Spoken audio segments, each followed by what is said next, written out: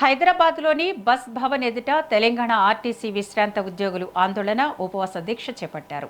ఈ నిరసనలో పాల్గొనేందుకు రిటైర్డ్ ఉద్యోగులు పెద్ద సంఖ్యలో తరలివచ్చారు. సంవత్సరాలుగా పెండింగ్లో ఉన్న రిటైర్మెంట్ బెనిఫిట్స్, పీఆర్సీ బకాయిలు, ఇతర ఆర్థిక ప్రయోజనాలను వెంటనే చెల్లించాలని వారు డిమాండ్ చేశారు.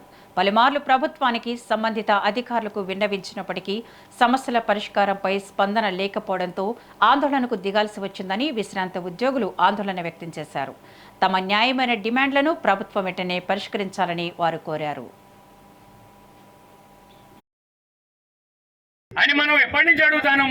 గత సంవత్సరంన్నర క్రితం నుంచి అడుగుతాను.